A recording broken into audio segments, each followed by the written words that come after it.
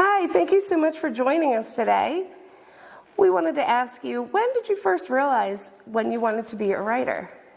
I wanted to be a writer when I was in first or second grade. I think that's when I made my decision, and I tried writing stories, you know, the big lined paper that had the dotted lines on it.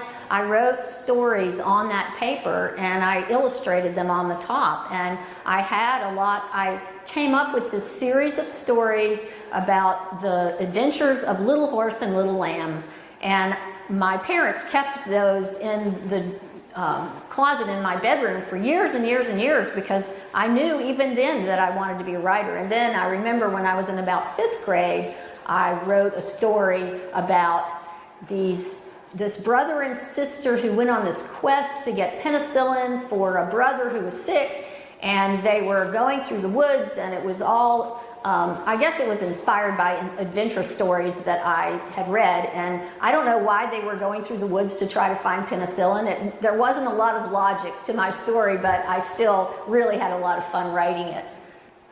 So that's a great introduction to my next question for you is, how has your family and friends supported you during your writing process? And it seems to have started as early as 1st grade?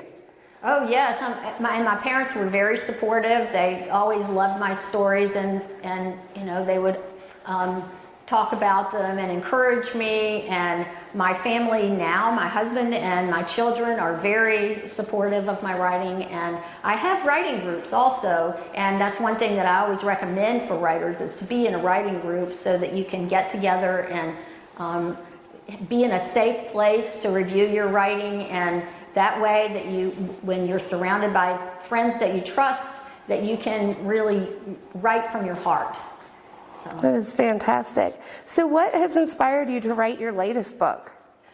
My latest book is 1 Week of You, and it was inspired by 2 things. My daughters went to Lake Norman High School, and they went to Brawley before that, and there was curriculum in the Brawley health curriculum where the girls had to carry, girls and boys, all the students in 8th grade had to carry a flower baby for a week as part of the health curriculum. And I thought that it might make a comic story to have a story where a girl keeps forgetting her flower baby and keeps leaving it in all different places.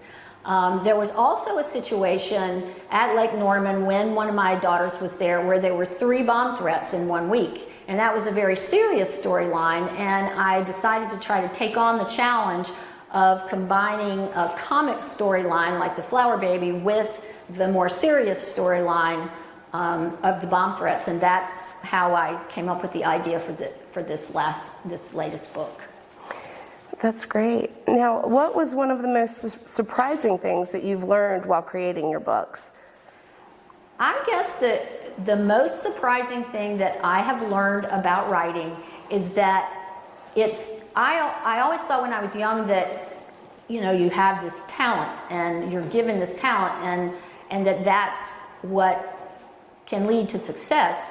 But actually, it's more like, it has been from my experience, it's more like learning a musical instrument or learning a sport, where the more you practice, the better you get. And so many people think that they would run out and, you know, write one story, and if it doesn't get accepted or if it's not successful, then they think, oh, well, I failed. But how many times do you practice free throws, or how many times do you practice playing a song? My husband's a guitarist, and he practices his guitar every single day. And writing is the same thing. It requires practice, and the more you practice, the better you get. So I guess that's probably one of the most surprising things I've learned. That is wonderful. So do you have any suggestions to help others out by becoming better writers?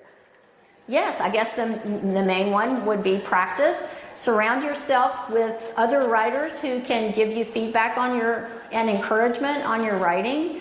Read a lot. I would say reading is one of the main reasons. I just loved the books that I read when I was young, and I thought, I love losing myself in these worlds, and I thought if I can create a world like this, I would just love it. And so how I continued to try to do it. And I think surrounding yourself with other people who like to read and having that be part of your life is a great way to get your writing life started.